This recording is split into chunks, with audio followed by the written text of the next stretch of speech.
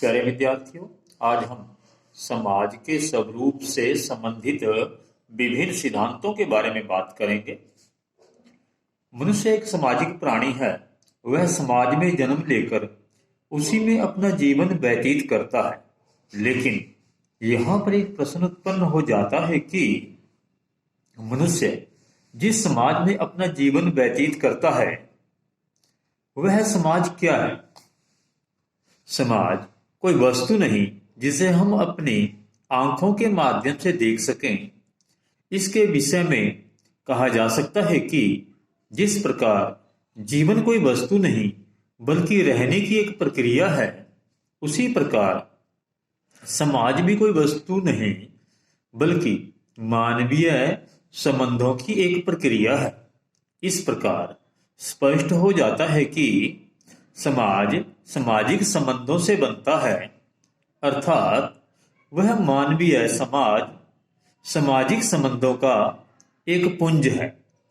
लेकिन समाज के स्वरूप को समझने के लिए हमें यहाँ पर सबसे पहले व्यक्ति और समाज के संबंध को समझना होगा।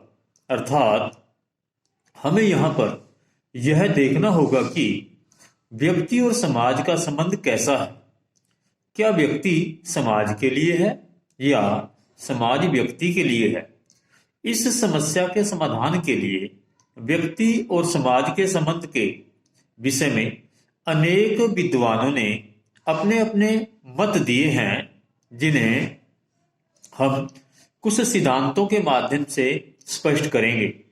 ये सिद्धांत हैं, पहला है व्यक्तिवादी सिद्धांत, दूसरा है आदर्शवादी सिद्धांत और तीसरा है आंगिक सिद्धांत। तो यहां पर हम सर्वप्रथम व्यक्तिवादी सिद्धांत पर बात करते हैं। तो व्यक्तिवादी सिद्धांत में हम देखते हैं, इस सिद्धांत के अनुसार समाज अनेक व्यक्तियों का एक समूह है जिसकी रचना व्यक्तियों ने अपनी आवश्यकताओं की पूर्ति के लिए की है। इसलिए समाज को सामाजिक समझौते का परिणाम भी कहा जाता है। इस सिद्धांत के समर्थकों में बेंथम, मिल और लॉक इत्यादि का नाम प्रमुख है। इन दार्शनिकों के अनुसार व्यक्ति और समाज दोनों आवश्यकताओं की पूर्ति के कारण ही आपस में परस्पर संबंधित हैं। इस सिद्धांत को यंत्रवादी सिद्धांत भी कहा जाता है, क्योंकि व्यक्ति समाज के साथ बाह्य रूप से जुड़ा हुआ है। अर्थात व्यक्तियों ने ही समाज रूपी मशीन का निर्माण किया है।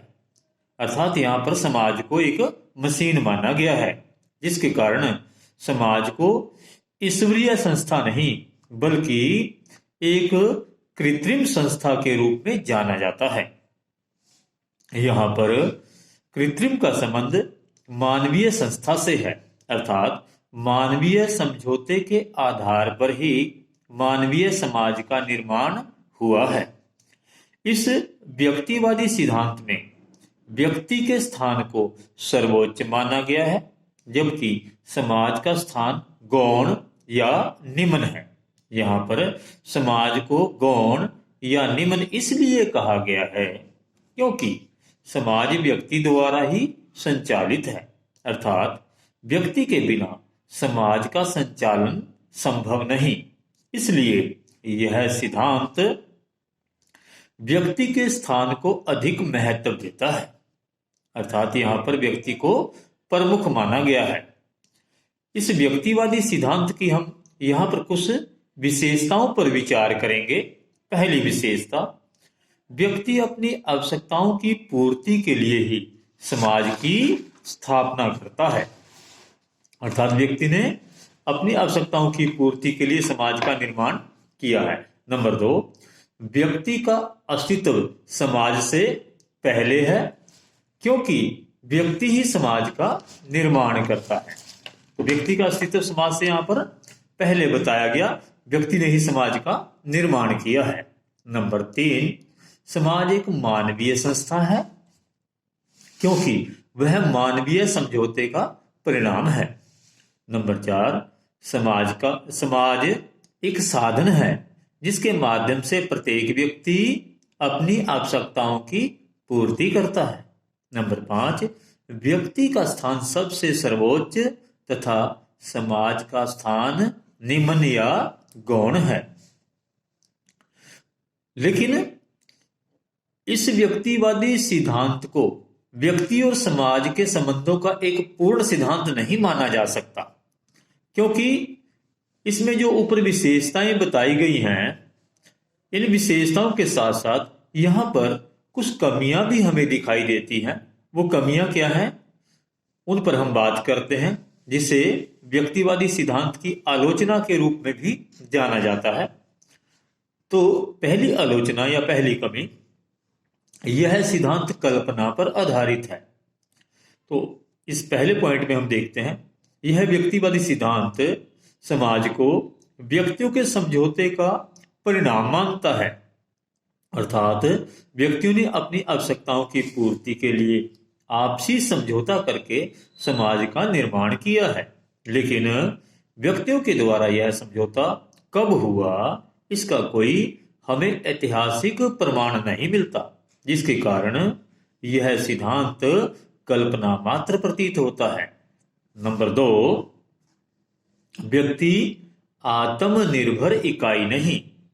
व्यक्तिवादी सिद्धांत व्यक्ति को समाज से ऊपर अर्थात एक आत्मनिर्भर इकाई के रूप में स्वीकार करता है, जिसके अनुसार व्यक्ति अपना विकास समाज से बाहर रहकर भी कर सकता है। व्यक्ति अपना विकास समाज से बाहर रहकर भी कर सकता है, लेकिन आलोचकों के अनुसार ऐसा संभव नहीं, क्योंकि व्यक्ति के मानवीय गुणों का विकास सामाजिक पृष्ठभूमि में ही संभव है। अर्थात समाज के बिना व्यक्ति कभी भी अपने व्यक्तित्व का विकास नहीं कर सकता। अतः व्यक्ति को समाज से अलग एक आत्मनिर्भर इकाई के रूप में मानना ठीक नहीं। नंबर 3, व्यक्ति समाज रूपी मशीन का कलपुर्जा नहीं। तो इसमें देखते हैं, व्यक्ति और मशीन कभी भी समान नहीं हो सकते, क्योंकि व्यक्ति तो एक चेतन प्राणी है, जबकि मशीन एक अचेतन वस्तु है, जिसके कारण व्यक्ति और मशीन की तुलना करना ठीक नहीं। नंबर 4, व्यक्ति और समाज के अस्तित्व में भिन्नता नहीं। व्यक्ति और समाज दोनों एक दूसरे के अविभाज्य अंग हैं, अर्थात ये दोनों एक दूसरे पर आश्रित हैं।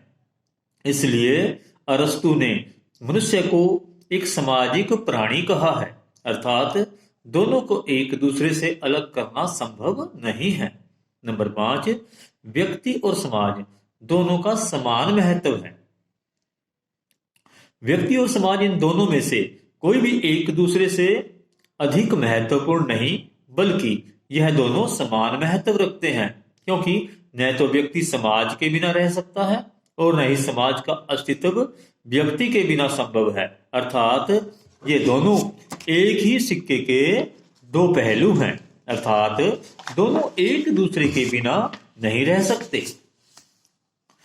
तो अब हम इसका निष्कर्ष देखते हैं। तो लेकिन इन आलोचकों के आधार पर यह कहना संभव नहीं है कि व्यक्तिवादी सिद्धांत महत्वहीन है, जबकि यह सिद्धांत तो अपना एक विशेष महत्व रखता है, क्योंकि इस सिद्धांत में व्यक्ति को दूसरों के हित के लिए एक साधन के रूप में प्रयोग नहीं किया जा सकता, बल्कि यह सिद्धांत तो व्यक्तिगत स्वतंत्रता के हनन का विरोध करता है।